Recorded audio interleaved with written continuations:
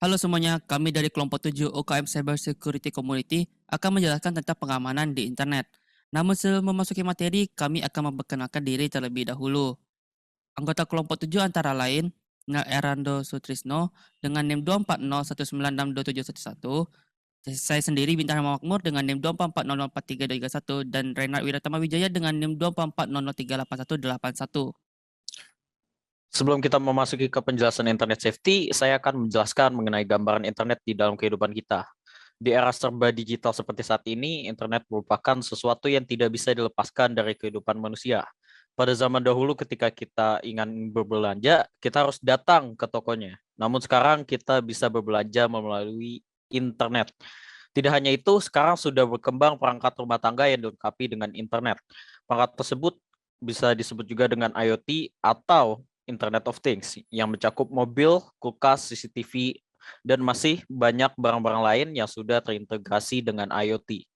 Oleh karena itu, keamanan ketika berselancar di internet sangat diperlukan. Karena seperti yang kita ketahui, internet merupakan tempat yang berbahaya jika kita tidak bijak dan berhati-hati saat menggunakannya. Banyak hacker berkeliaran di internet yang siap untuk mencuri data pribadi kita kapan saja. Serangan yang dilakukan oleh hacker bisa juga disebut dengan cybercrime, bisa dalam bentuk seperti phishing, malware, social engineering, brute force, dan lain sebagainya. Maka dari itu, internet safety sangat perlu diterapkan ketika kita berselancar di internet. Baik, kita akan membahas tentang internet safety. Nah, apa itu internet safety? Internet safety atau sering disebut juga dengan online safety dan cyber safety secara umumnya adalah perbuatan-perbuatan agar tetap aman di dunia maya. Dan seperti yang kita ketahui bahwa internet penuh dengan bahaya jika kita tidak secara bijak menggunakannya. Karena dengan internet, kita dapat terhubung dengan berbagai orang yang tak dikenal di belahan dunia. Karena dapat terhubung dengan orang yang tak kita kenal, maka pastilah terdapat bahaya-bahaya yang timbul ketika kita berinternet. Bahaya-bahaya yang dapat timbul antara lain pencurian data pribadi, pelanggaran privasi dan hak cipta, cyberbullying, konten pornografi, dan masih banyak lagi. Next. Menurut Kaspersky, perusahaan besar di bidang keamanan internet, terdapat ciri-ciri internet safety, yaitu melakukan logout ketika sudah selesai menggunakan sosial media, email, dan lain-lain, lalu mengaktifkan pengaturan privasi di akun pengguna, lalu membuat password yang rumit dan susah ditebak, kemudian tidak membuka link yang mencurigakan, atau dengan kata lain menjelajahi internet dengan aman, lalu menghapus riwayat para browser setelah selesai berinternet, dan terakhir meminimalisasikan penggunaan jaringan Wi-Fi gratis atau umum. Setelah kita menerapkan konsep internet safety, tentulah kita akan mendapatkan manfaatnya, yaitu privasi dan informasi pribadi lebih terjaga, dapat meminimalisasikan terjadinya pembajakan terhadap akun, membuat pengguna lebih nyaman ketika mengakses internet tanpa takut akun atau informasinya bocor, dan terakhir dapat menghindari pengguna terkena cyberbullying. Selanjutnya saya akan menjelaskan apa itu user account. User account adalah akun pengguna komputer atau laptop yang memiliki informasi tentang hak akses penggunaan file atau folder yang ada pada komputer atau laptop, dan bisa digunakan untuk berbagi file komputer dengan beberapa pengguna lain yang dilengkapi dengan username dan password. Terdapat 3 jenis akun, dan setiap akun ini memiliki hak akses yang berbeda-beda. Yang pertama yaitu standard user, yaitu adalah akun standar untuk komputasi sehari-hari. Lalu yang kedua ada administrator account yang memiliki kontrol penuh dan hanya boleh digunakan bila diperlukan. Dan yang terakhir yaitu adalah guest account yang ditunjukkan untuk pengguna sementara dari sebuah komputer. Terdapat beberapa cara untuk memperkuat akun, yaitu dengan satu, lakukan pemeriksaan keamanan, karena banyak sekali orang tidak menyadari betapa bahayanya dengan tidak menggunakan keamanan sama sekali atau memiliki keamanan yang belum diperbaharui. Dua, update software Anda. Dengan Anda mengupdate software, maka sekuritas akan diperbaharui menjadi versi yang lebih kuat. Tiga, gunakanlah sandi yang unik dan kuat. Keempat, hapus aplikasi dan ekstensi browser yang tidak Anda perlukan, karena terdapat beberapa aplikasi dan ekstensi yang dapat menurunkan keamanan akun Anda. Dan yang terakhir yaitu lindungi terhadap pesan dan konten yang mencurigakan, karena terdapat banyak-banyak jebakan dari pesan atau konten yang sering diberikan kepada kita. Maka dari itu, analisislah terlebih dahulu dan hanya mempercayai dari sumber resmi saja. Baiklah, kita akan membahas tentang phishing. Sebelumnya, apa itu phishing? Phishing merupakan suatu tindakan kejahatan di dunia maya yang berupaya untuk mencuri data atau akun korban dengan metode-metode tertentu. Nah, phishing itu sendiri berasal dari kata phishing yang berarti memancing. Namun dalam konteks phishing cybercrime, yang dipancing adalah korban untuk memberikan data-data pribadi kepada pelaku. Kemudian phishing bisa terjadi di web maupun di email. Apa sih ciri-cirinya? Pertama, kita akan membahas tentang ciri-ciri web phishing. Pertama, tampilan website sangat mirip dengan website asli, lalu alamat website sangat mirip dengan website asli, kemudian website tidak menggunakan HTTPS atau hanya menggunakan HTTP, dan terakhir rata-rata tombol pada website tidak berfungsi. Kemudian ciri-ciri email phishing yaitu meminta informasi pribadi pengguna seperti password, OTP, PIN, dan lain-lain. Kemudian memanggil pengguna dengan Dear Customer atau Dear User, atau karena biasanya website perusahaannya resmi memanggil pengguna dengan nama depan. Lalu alamat email mencurigakan atau tidak menggunakan email resmi dari perusahaan. Lalu terkesan memaksa pengguna untuk mengakses link yang disertakan dalam email. Dan terakhir melampirkan file yang mencurigakan. Nah, melansir dari Kaspersky, perusahaan besar di bidang keamanan internet, berikut adalah solusi agar kita dapat terhindar dari serangan phishing, yaitu menambahkan bookmark pada website resmi, hindari memasuki link pada email yang tidak resmi, hanya memasukkan data pribadi pada website yang terpercaya, memeriksa keamanan akun secara berkala, memeriksa ejaan pada tampilan baik website maupun email, memasang dan memperbarui software antivirus, selalu waspada ketika diminta hak administrator ketika login, dan terakhir backup data secara rutin. Kali ini saya akan membahas tentang malware. Mungkin kalian beberapa kali atau bahkan sering kali mendengar kata ini. Malware atau singkatan dari malicious software adalah sebuah perangkat lunak yang pada saat pembuatannya sudah disisipi file atau sesuatu yang biasanya atau kebanyakan digunakan untuk kejahatan atau hal-hal yang negatif. Malware ini seringkali dikaitkan dengan kasus cybercrime yang menyebabkan kerusakan data, kehilangan data, hingga kerusakan perangkat ataupun hardware. Namun tidak semua malware bertujuan untuk hal-hal yang negatif. Ada juga malware yang dibuat untuk memeriksa ataupun menguji keamanan ataupun ketahanan terhadap malware dari sebuah perangkat ataupun sistem. Kita akan lanjut tentang jenis-jenis malware. Malware ini ada banyak macamnya, namun di sini saya akan menjelaskan 5 di antaranya. Yang pertama ada virus. Virus adalah perangkat lunak yang biasanya melekat atau dibuat melekat pada sebuah dokumen atau aplikasi atau file. Virus ini akan aktif atau menyebar pada saat pengguna membuka atau menjalankan software yang sudah disisipi atau terinfeksi virus. Contoh kasusnya seperti yang sering dialami saat pemindahan data baik menggunakan hard disk, flash disk, ataupun SSD. Yang kedua ada worm. Worm adalah malware yang bisa menggandakan dirinya atau bertambah banyak melalui perangkat ataupun sistem. Worm dapat menyebar melalui koneksi jaringan yang terhubung maupun melalui file yang diunduh oleh pengguna. Contoh kasusnya seperti mendownload file pada situs yang kurang terpercaya ataupun tidak terpercaya, dan file yang didownload sudah disisipi worm. Lalu worm ini dapat merusak atau mencuri berkas yang dimiliki oleh pengguna. Yang ketiga ada Trojan. Trojan adalah malware yang menyamar sebagai aplikasi yang tidak berbahaya sehingga dapat mengelabui atau membuat pengguna tidak sadar bahwa perangkat atau device yang pengguna miliki sudah disisipi malware.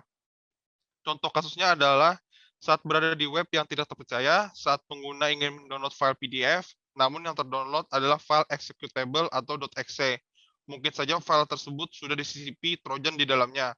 Yang keempat ada spyware. Sesuai dengan namanya, spyware dibuat untuk mengumpulkan informasi atau memata-matai informasi dari pengguna, lalu mengirim informasi yang telah didapatkan kepada pihak ketiga atau penyerang tanpa diketahui oleh pengguna. Yang kelima ada ransomware. Ransomware adalah malware yang cara kerjanya mengunci atau mengenkripsi data atau file dari pengguna, lalu meminta uang tebusan untuk membuka enkripsi atau memberi kunci dari data atau file pengguna.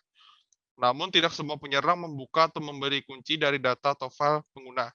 Contoh kasus yang paling terkenal adalah dengan nama WannaCry yang mengenkripsi data atau file lebih dari 100.000 komputer di beberapa negara. Cara meminimalisir serangan malware.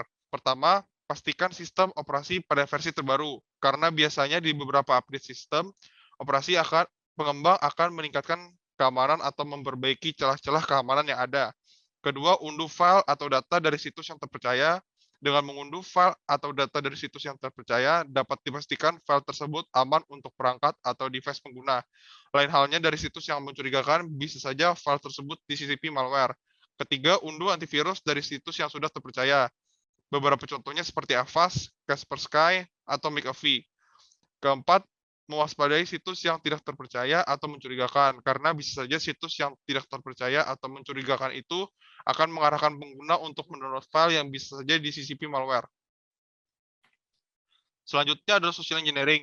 Social engineering adalah sebuah kejahatan yang memanfaatkan rasa percaya dari target untuk mendapatkan akses informasi pribadi dari target. Pengguna akan dibuat percaya dan tidak menaruh rasa curiga pada penyerang. Cara kerja social engineering adalah menjalin komunikasi atau interaksi dengan pengguna, lalu mulai membangun rasa percaya dengan korban, seperti menginformasikan diri dari perusahaan besar ataupun dari kerabat atau keluarga korban. Lalu ketika korban sudah mulai percaya, maka pelaku akan mencoba untuk mengeksploitasi data korban seperti menanyakan nama, tempat dan tanggal lahir, alamat, PIN pada aplikasi, OTP pada aplikasi, atau data pribadi lainnya. Pada saat pelaku sudah mendapatkan apa yang diinginkan dari korban, maka pelaku akan memutus interaksi dengan korban. Selanjutnya, saya akan membahas dua jenis social engineering, yaitu baiting dan pretexting. Kita mulai dari baiting. Teknik ini memanfaatkan dan memancing rasa serakah atau keingintahuan korban. Setelah terpancing, pelaku akan memancing korban kembali untuk memberikan data-data pribadinya. Contohnya seperti ditelepon oleh nomor yang tidak dikenal, lalu diberitahukan memenangkan hadiah dengan jumlah yang besar. Namun untuk pengambilan hadiah harus menginformasikan OTP aplikasi. Jika korban terpancing untuk mengambil hadiah, bisa saja pelaku mendapat akses ke dalam aplikasi melalui OTP yang diberikan. Lalu ada pretexting. Teknik ini dijalankan dengan berpura-pura membutuhkan data pribadi korban untuk suatu hal yang penting. Contohnya, pelaku mengontak korban dengan mengabarkan bahwa rekeningnya bermasalah. Namun, pelaku memberikan informasi tambahan bahwa sebelum memperbaiki ke kantor atau bank, harus memberikan nomor kartu dan CVV atau 3 digit nomor di bagian belakang kartu untuk pengecekan. Jika korban panik dan tidak waspada, bisa saja rekeningnya dikuras dananya. Ada beberapa cara untuk mencegah social engineering. Yang pertama adalah jangan asal masuk ke situs yang tidak terpercaya atau mencurigakan. Yang kedua adalah hindari percakapan tentang data-data pribadi dengan orang asing atau orang yang tidak dikenal. Dari namanya saja sudah data pribadi. Tentu saja data tersebut tidak boleh disembarangan diberitahukan kepada orang lain, apalagi orang asing. Bisa saja orang asing tersebut memiliki niatan jahat untuk menyalahgunakan data-data pribadi. Yang ketiga masih berhubungan dengan poin yang kedua tadi, yaitu jangan terlalu percaya terhadap orang lain. Yang terakhir, memeriksa kembali situs yang dibuka. Bisa saja situs yang dibuka hanya mirip dengan situs yang asli. Baiklah, kita akan membahas tentang serangan brute force. Apa sih itu brute force? Brute force merupakan salah satu cara untuk mendapatkan informasi dari suatu pengguna, seperti username dan password. Konsep dari brute force ini adalah trial and error. Jadi penyerang akan mencoba menebak password dari target. Setelah kita mengetahui apa itu brute force, kita harus tahu nih bagaimana cara kerja serangan brute force itu. Cara kerja brute force sangatlah simpel. Penyerang akan mencoba melakukan login terhadap akun korban sampai berhasil. Di sini penyerang akan menggunakan suatu file bernama word list yang berisi kumpulan password-password yang sering digunakan oleh orang lain atau commonly used password. Jika password kita terdapat di dalam word list tersebut, dapat dipastikan akun kita akan diretas. Untuk melakukan brute force, penyerang akan menggunakan suatu program khusus yang dapat melakukan percobaan login dengan cepat hingga ratusan percobaan per detik. Nah, brute force memiliki tipe-tipe serangannya, antara lain simple brute force attack, yaitu penyerang akan mencoba untuk menebak password tanpa bantuan program apapun. Dengan menggunakan pemikiran yang logis dan sistematis, penyerang akan mencoba menggunakan password yang sederhana seperti admin 123, 10 10 10, dan lain-lain.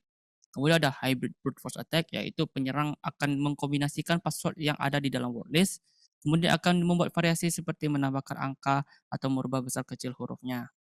Kemudian ada reverse brute force attack, yaitu dalam tipe serangan ini, penyerang telah mengetahui password dari target, namun tidak mengetahui username yang digunakannya. Jadi penyerang akan mencoba mencari username yang cocok dengan password tersebut. Terakhir ada credential stuffing, yaitu penyerang yang sudah berhasil mendapatkan informasi login target akan mencoba meretas sumber daya lainnya seperti web menggunakan akun target. Nah, di sini penyerang memanfaatkan orang yang menggunakan password yang sama di berbagai akunnya. Berikut merupakan cara-cara untuk menghindari serangan brute force. Yang pertama, meningkatkan kompleksitas password seperti menggunakan kombinasi huruf, angka, dan simbol, lalu tidak membuat password yang terlalu pendek, karena semakin panjang password kita, semakin sulit untuk diretas. Lalu hindari menggunakan password yang mudah ditebak, seperti tanggal lahir, lalu menggunakan password yang berbeda di tiap akun. Nah, untuk menghindari terjadinya lupa password, disarankan untuk menggunakan aplikasi password manager yang dapat menyimpan password kita. Dan pastikan aplikasi password manager tersebut terpercaya. Dan terakhir menggunakan two-factor authentication, seperti sidik jari, pengenalan wajah, atau aplikasi authenticator. Berikut rangkuman dari seluruh penjelasan yang sudah dibahas mengenai Internet Safety. 1. Tidak memasukkan informasi pribadi di website sembarangan untuk mencegah serangan phishing. 2. Menggunakan password yang kuat, sulit ditebak, dan menggunakan two-factor authentication untuk mencegah serangan brute force. 3. Tidak mengunduh file di situs yang tidak terpercaya dan selalu menggunakan software antivirus terbaru untuk mencegah serangan malware. 4. Hindari memberikan informasi pribadi dengan orang yang tidak dikenal untuk mencegah serangan social engineering. 5. Selalu backup data-data penting kita untuk mencegah kehilangan data. 6. Memperhatikan kata-kata kita di internet untuk mencegah cyberbullying. 7. Meminimalisasikan menggunakan wifi umum yang gratis untuk mencegah hacker di area tersebut menyerang perangkat kita. 8. Selalu memperhatikan keamanan akun kita secara rutin. Selanjutnya kita sudah mempersiapkan 3 buah soal untuk Anda jawab. Pertanyaan pertama. Berikut merupakan manfaat internet safety, kecuali A. Membuat pengguna lebih nyaman ketika mengakses internet tanpa takut akun atau informasinya bocor. B. Dapat mengakses data pengguna lain. C. Dapat menghindari terkena cyberbullying. D. Privasi lebih terjaga. Oke, soal kedua, berikut merupakan 3 jenis akun, yaitu A. Standard user, regular user, developer account. B. Super user account, gaming account, guest account. C. Computer account, server account, cloud account. D. Administrator account, standard user, guest account. Soal nomor 3, perhatikan pernyataan berikut. Malware ini biasanya menyamar sebagai aplikasi yang tidak berbahaya sehingga dapat mengelabui pengguna. Menurut pernyataan di atas, malware yang dimaksud adalah A. Trojan, B. Spyware, C. Adware, D. Worm. Berikut referensi-referensi dari website yang kita ambil. Terima kasih. Sekian dari penjelasan internet safety dari kami. Bagi yang menonton, saya ucapkan terima kasih banyak.